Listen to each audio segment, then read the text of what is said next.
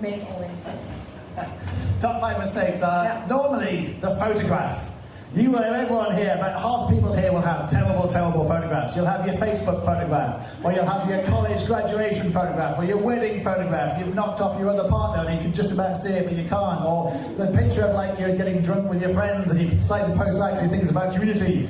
And it's like photographs which are just like people looking for the side, or they're animals, and they decide to put an animal there. Or they basically put a headless person there, or someone with a bag over their head. So it's like, don't do that. It's LinkedIn, it's your personal branding in a professional context. Your background picture is the next one. I did a presentation yesterday to HSBC.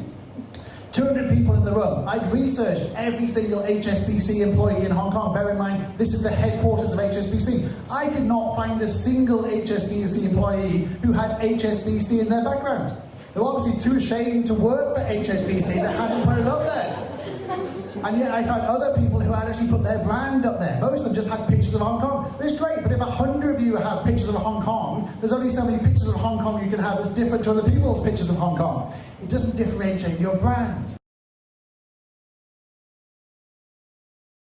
People underestimate the power of the summary section. It's your bio. Tell your story. Tell it in the first person, not the third person, as it sounds like strange. So do it with content, do it with videos, and have an experience section, and then do content. I'm always amazed people don't want to share content. You know, there's a rule on social media which is called 1-9-90, which is basically 1% of people, this applies to WeChat and Facebook and Instagram and YouTube, 1% of people create. 1%.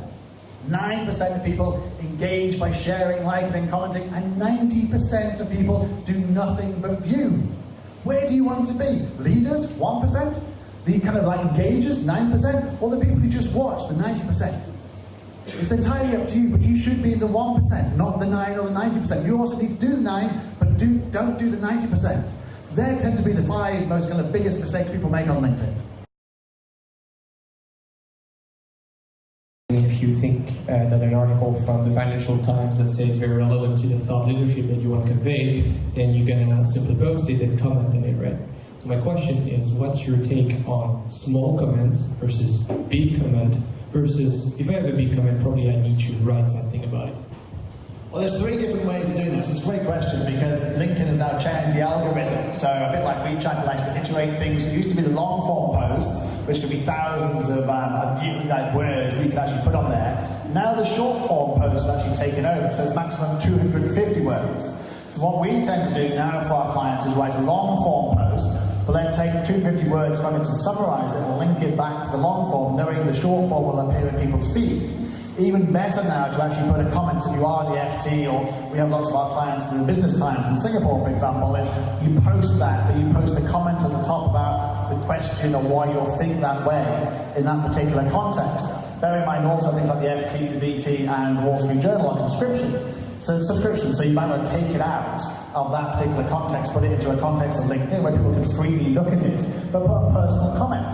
So the best way of actually sharing creative content is to put a personal comment up there. But now that's been superseded by video, so video is now even more powerful. So if you were to do an interview, for example, about the same questions in the FT or the BT or the WSJ, and put it on LinkedIn with a comment about why you think this, for example, people will watch the video.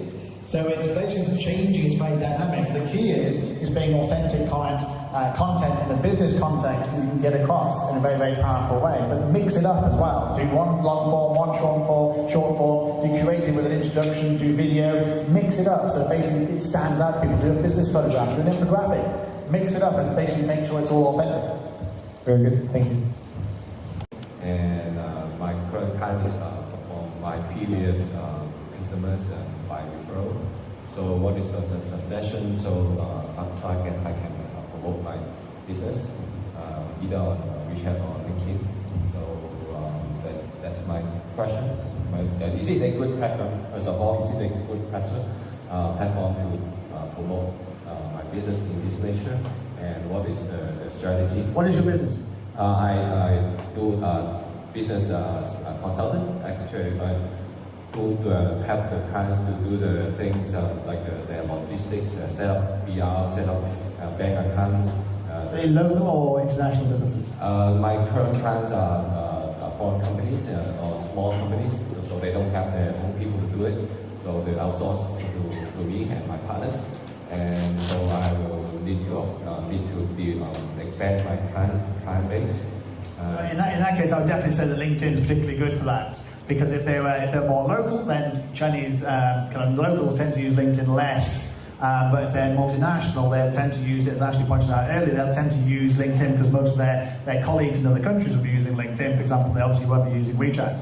So definitely, from your perspective, you want to engage more and actually grow your base, definitely use LinkedIn, use Sales Navigator to identify them. So find out exactly where in China you want to actually focus on. Which parts of China are you focused on? South China. Okay, so you have a top list of 10 cities that you want to focus on. So you can find the people in those cities on LinkedIn Sales Navigator. You can even find the ones who've got new jobs, for example, or started a company or just moved to those particular cities. And you can find the ones who are actually active, where you have lots of shared connections as well. And then increase your connections in those cities who will know other people in those cities.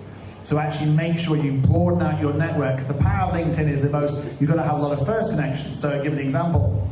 I can reach 1.5 million of the 1.7 million people in Hong Kong by having a couple of thousand very influential first connections, like Ashley, for example.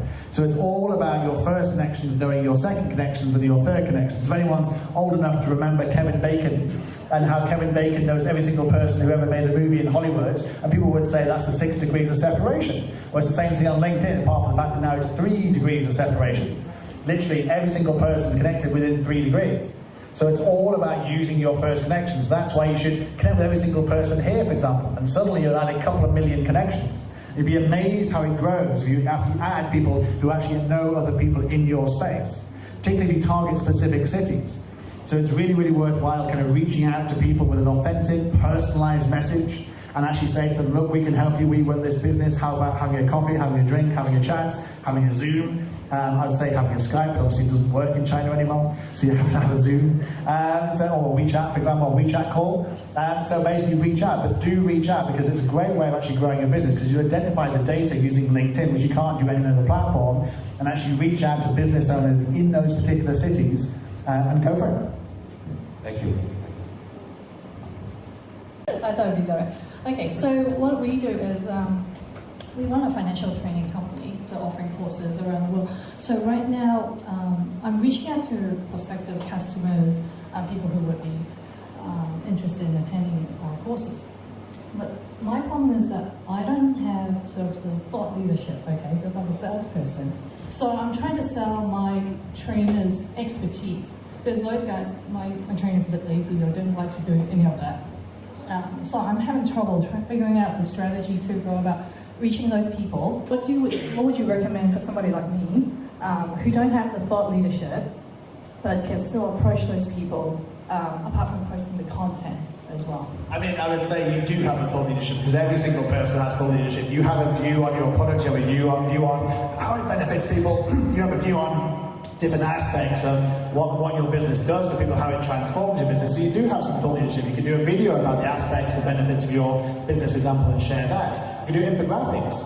You can actually, but I also would combine it with using Sales Navigator. It's going to cost you, what, $50? Hong Kong dollars, like $300? It's worth it. The first month it's free anyway. So it is worthwhile actually using Sales Navigator to reach out, because otherwise, as you pointed out, you can't see more than, say, 3 lots of data. You can't do target lists, you can't use point drive, and you can't unlock certain people's profiles either. So you have to really look at how you can actually get that money back, because you'll get, for $100, you'll actually get the money back tenfold or 1,000-fold by actually finding clients. But use then genuine content to share and add connections, because again, Sales Navigator will allow you to reach out to beyond your second connections and your first connections within your closed area. And that will help you spread your content as well. You have to have more first connections, as I mentioned to the gentleman here. You have to have more first connections to reach out, to have more second and third, to actually expand your content. So if they start sharing it, it goes into their network as well.